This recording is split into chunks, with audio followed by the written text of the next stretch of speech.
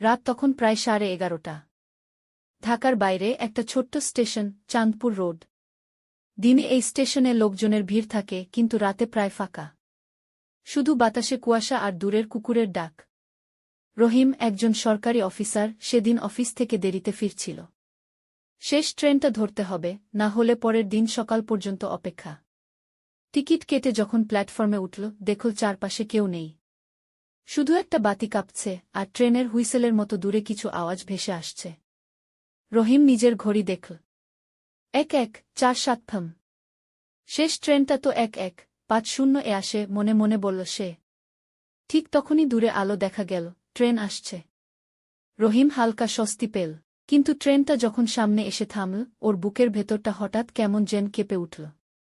কারণ ট্রেনের জানালাগুলো কালো কাচে ঢাকা, কোনো যাত্রী দেখা যাচ্ছে না। স্টেশন মাস্টারও নেই, কাউন্টারে কেউ নেই, শুধু ট্রেনটা দাঁড়িয়ে আছে অদ্ভুত নিস্তব্ধতায়। রহিম ভাবল, হয়তো সবাই ঘুমাচ্ছে ভেতরে। সে দরজা খুলে ভিতরে ঢুকল। ভিতরে ঢুকেই এক ঠান্ডা বাতাস লাগল মুখে। এত ঠান্ডা যে মনে হচ্ছিল বরফ গলছে শরীরে। কিন্তু ট্রেনে কোনো ফ্যানও চলছিল না। চারপাশে তাকিয়ে দেখে সব সিট ফাঁকা, একেবারে ফাঁকা। শুধু শেষের দিকের সিটে একজন মহিলা বসে আছে। সাদা শাড়ি, মুখ ঘোমটায় ঢাকা। রহিম একটু দ্বিধায় পড়ে গেল, কিন্তু ভদ্রভাবে পাশের সিটে বসে বলল, বোন, এই ট্রেনটা কি ময়মনসিংহ যাবে? মহিলাটা ধীরে মাথা নাড়ল। হ্যাঁ, যাবে। তার গলার স্বর ছিল অদ্ভুত ঠান্ডা, যেন শব্দ নয়, বাতাস কাঁপছে। রহিম কথা বাড়াল না। ট্রেন চলতে শুরু করল। একটু পর জানালার বাইরে তাকিয়ে দেখে দৃশ্যগুলো অদ্ভুত লাগছে। স্টেশন পার হচ্ছে, কিন্তু নামগুলো চিনতে পারছে না। সব নাম বোর্ডে ঘোলা অক্ষরে লেখা, আর প্রতিটা স্টেশনে দাঁড়ানোর সময় কুয়াশা ঘিরে ধরে ট্রেনটাকে। রহিমের বুক ধড়ফড় শুরু করল। সে আবার বলল, এই ট্রেনটা কোথায় থামবে?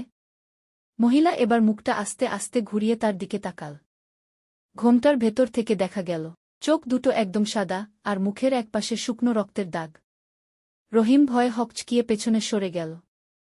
মহিলাটা বলল, তুমি দেরি করে ফেলেছ।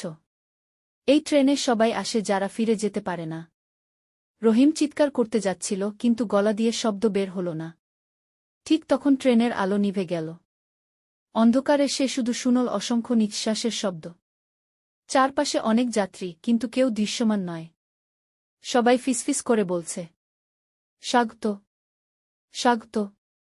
রাত 3টের দিকে স্টেশন মাস্টার চাঁদপুর রোডে ডিউটি করতে এসে দেখে প্ল্যাটফর্মে একজন মানুষ অচেতন হয়ে পড়ে আছে। ওকে হাসপাতালে নেওয়া হয়।